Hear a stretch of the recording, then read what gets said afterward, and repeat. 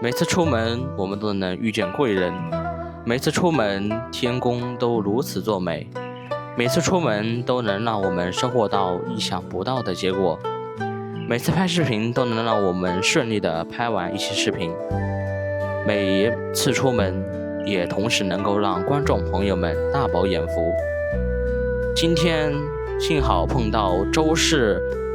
的后人为我们开门并讲解周氏宗祠，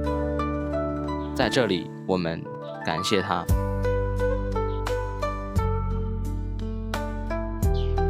嗨，大家好，我们又见面了，我是天福，祝大家福星高照。今天我们又来到了湖南省湘南市，来探访一个书堂，叫濂溪书堂，它又叫做周氏宗祠。在宋朝有一个非常著名的文学家叫周敦颐。周敦颐这个伟大的文学家，想必大家有所耳闻，他的爱莲说远传甚广。本期我们探访的这个周氏宗祠，就是为了纪念这个周敦颐所修建的，就是我身后这座祠堂。接下来我们一起去看一下这座祠堂到底有什么样的独特之处。在我身后这个地方有一块文物保护碑，濂溪书堂，湘潭市市级文物保护单位，由湘潭市人民政府2014年3月6日公布，湘潭县人民政府2014年4月30日立。在这个文保碑的右边呢，有一个关于濂溪书堂的一个简介，我们走进来看一下。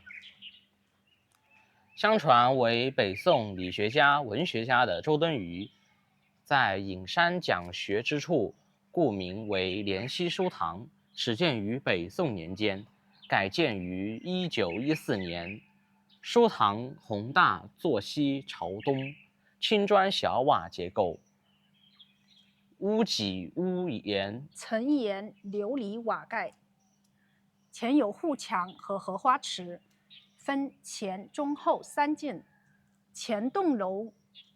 中为戏台，深7米，宽6.3米。台后有过道，祠前牌楼上有潇湘八景图及潇湘夜雨、烟寺晚钟、洞庭秋月、渔村夕照、元府归帆、山寺晴岚、平沙落雁、江天暮雪。现书堂改为学校，它的牌坊、戏楼、厢房及住处都保存原来的模样。这个宗祠的建筑面积为1049平方米。我们先来看一下这座龙山周氏公祠，现在呢坐落在一个精品小学的学校里面。我们刚才也是非常幸运，找到原来的村主任，跟我们开了这个门。他跟我们介绍，整个这个宗祠呢，基本上就保存现在这个样子，尤其是旁边的这个青砖呢，还是之前的模样，没有做任何的修缮。只有前面这些浮雕和这些壁画，当地政府做了一些修缮。我们现在看一下整个周氏宗祠的两边有一副对联，门楣上显示是龙山周氏宗祠，因为这里据传是周敦颐的一支后裔居住在这里。这个大门上面的浮雕，山水、神兽、二龙戏珠，栩栩如生，绘制的非常的精美。还有旁边这个山寺晴岚，就是刚刚那个文保碑上介绍的潇湘八景图。这个墙的左边有4幅，江天暮雪，看一下，非常的精美。等一下，我们用无人机近距离的拍给大家看一下。我们看一下前面这里有一块保护碑，我们近距离去看一下上面有什么介绍。这好像是龙山周氏宗祠重修碑记。龙山周氏宗祠始建于乾隆59年，重修于民国4年，自民国2年办学至今。由于当时人们对文物保护的意识淡薄，加以学校扩大办学规模，1997年拆除了宗祠的中后洞，现在仅存前洞和左右楼道。2002年，释胜辉大师捐款15万元进行了一次整修，2014年被确定为市级文物保护单位。祠堂至今沧桑100余年，由于风雨侵蚀和年代久修，造成部分木构件腐朽塌陷、油漆剥落、墙面发霉损毁。好，我们现在到那个龙山周氏宗祠里面去参观一下。在这个周氏宗祠的正门有一口祠堂，难怪周敦颐对湘潭这边的历史非常了解，因为湘潭这边被称为莲乡，所以当时他能写出名著天下的《爱莲说》，还是有历史渊源的。我们走到这个龙山周氏宗祠的大门，它这个大门门框是由这种麻石构建的一个门梁，上面我们依稀能看得到，还有一些精美的雕花。走到这个大门的旁边，就发现了有一座木质结构搭的一个平台，前面是这种4个这种柱子、石柱子支撑的一个戏台的一个架构。我们发现右手边的墙上有一块石碑，释胜辉大师捐款15万元修复的一个标记，而且这块石碑我们发现像是汉白玉雕刻的碑文。我们发现这边的宗祠都有一个这样的特色，就像我们之前在隐士宗祠看到的建筑风格差不多，都是进门的时候搭建了一个这样的戏台。这样的戏台搭在这里，它可能是当时的周氏的先辈们在这里举行一些盛大的活动，像祭祀祖先的场所。然后这个宗祠的这个戏台啊，建得非常的大气，上面有很多浮雕，精美的浮雕。你看左右两边都有这种柱子，上面盘了2条龙，下面是绘制的凤凰图，非常的精美。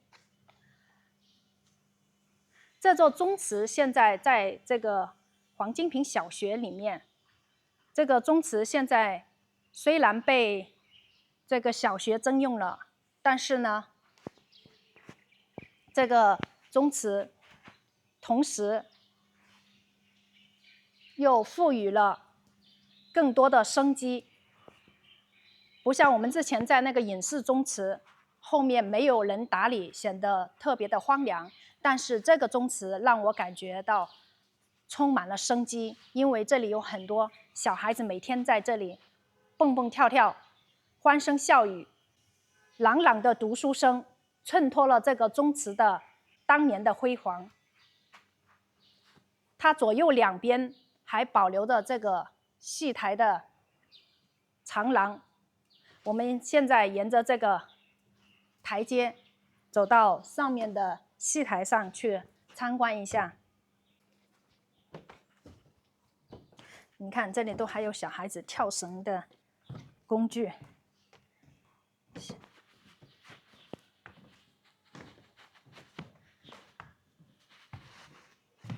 任何有人住的房子都会显得特别的有生机，一旦没有人居住，就会非常的荒凉。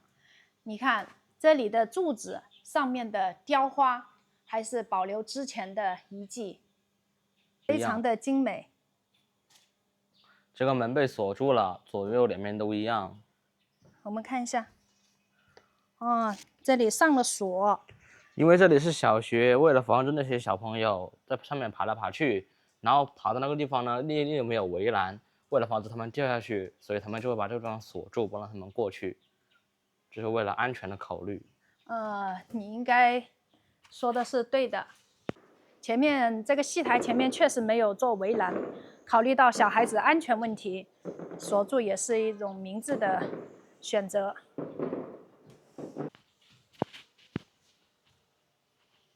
这里是放一些学校的后勤的一些杂物。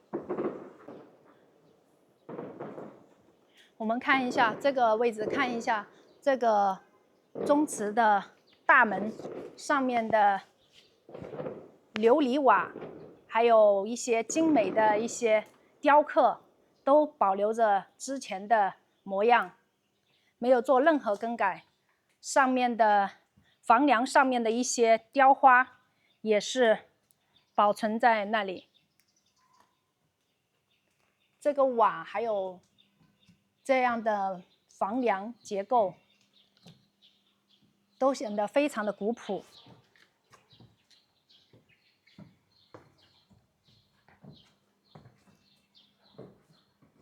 这种木质结构上面的这种油漆都已经开始有脱落的迹象了。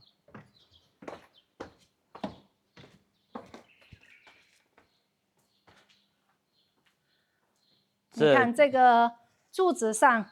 这种石柱，很明显还是之前的构造，上面被这里的小孩子每天在这里摸得锃亮锃亮的。他们在这里玩嘛，所以每天都有小孩子在这里欢声笑语，赋予了这座宗祠的活力。这应该是之前的这种麻石板路。这个地上的这种麻石堆砌的一个台阶，非常的古朴，历史沧桑感扑面而来。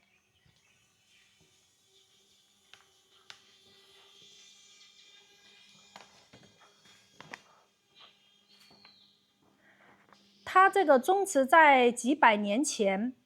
因为周敦颐的号就是以怜惜先生自居，怜惜先生常以莲之高洁寄托自己毕生的心志，他一生酷爱莲花。周敦颐在他设堂讲学的书院内呢，建造一座爱莲堂，堂前凿一池，名为莲池，把书院门前的小溪命为莲溪，所以怜惜先生的号就是这样而来的。湘潭自古以来素有莲香之称，盛产的香莲名扬天下，所以好多人认为周敦颐作为湖湘文化的杰出代表，而且在龙山还有莲溪祠和莲溪书堂，说明周敦颐与湘潭龙山一定有流长的渊源。其实到目前为止，没有任何历史资料显示周敦颐到过龙山，但生活在龙山的周氏一族只不过恰恰是周敦颐的一支后裔，这是历史记载资料显示。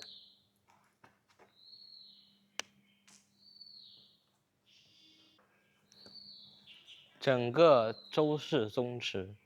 就只剩这个戏台和左右两边的长廊了。因为我们没法上去，所以我们只能在下面拍摄这个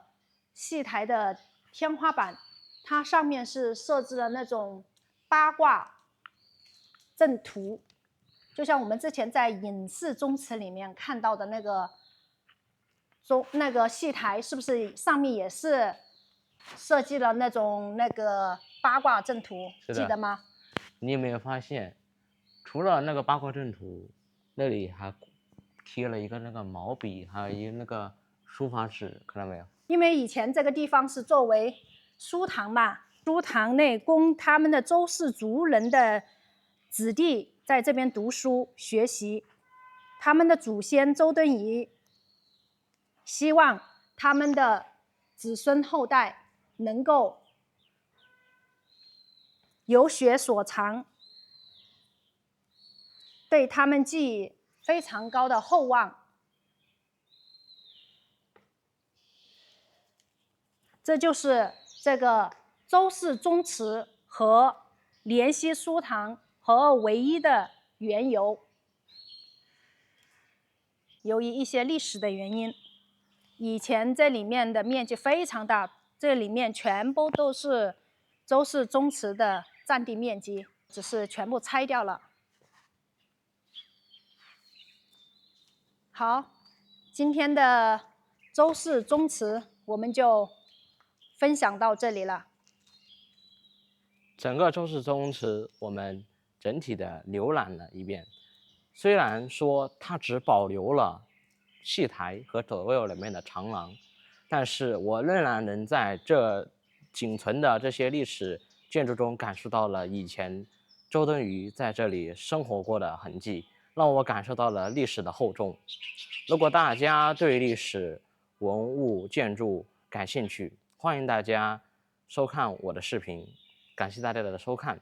这期视频我们就分享到这里。